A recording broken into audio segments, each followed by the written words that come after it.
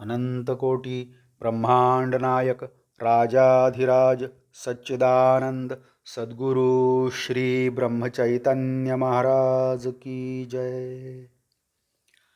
Shriram Samarth. 1 February देहबुद्धीच्या विस्मरणाकरिता नाम।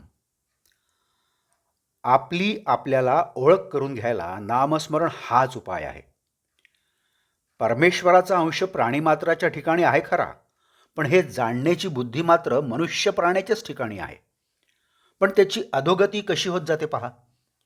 जीव मुळात परमेश्वर स्वरूपच असल्यामुळे प्रथम तो म्हणतो मी तो म्हणजे परमेश्वरच आहे, इथपासून घसरत तो म्हणतो मी त्याचा आहे, आणि अखेर त्याचा माझा काही संबंध नाही इथपर्यंत तो खाली येतो। याला कारण देहबुद्धीचा पगडा वाढत वाढत शेवटी देह म्हणजेच मी अशी आपली पक्की भावना होते। पण असे असले तरी मनुष्य अजाणता का होईना पण खरे आहे ते ओळखल्यासारखेच बोलतो।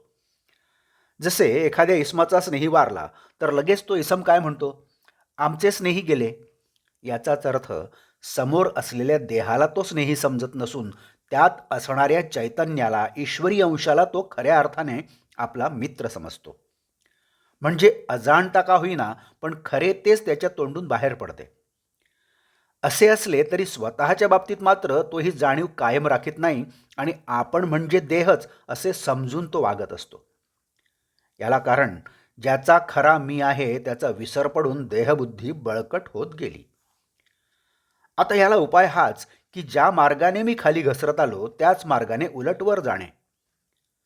तेव्हा पहिली गोष्ट म्हणजे आता मी जो देहरूप बनलो आहे तो मी त्याचा, परमेश्वराचा आहे अशी जाणीव जागृत करणे।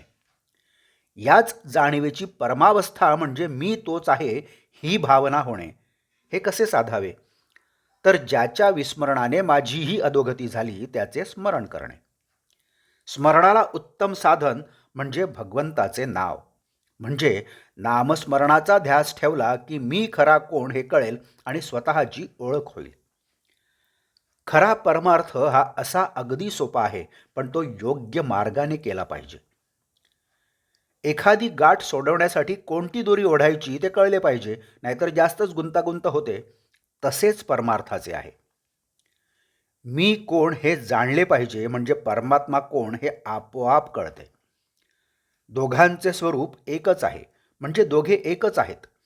परमात्मा निर्गुण आहे, तो जाणायला आपल्यालाही नको का निर्गुण देहातीत व्हायला। म्हणून देहबुद्धी सोडली पाहिजे। कोणतीही गोष्ट आपण जाणतो म्हणजे आपल्याला त्या वस्तुरूप व्हावे लागते, त्याखेरीज जाणणेच होत नाही। म्हणून परमात्म्याला जाणण्यासाठी आपल्याला नको का परमात्मा रूप व्हायला। यालाच साधू होऊन साधूस ओळखावे, शिवो भूत्वा शिवम यजेत असे म्हणतात। आजचे बोधवाक्य।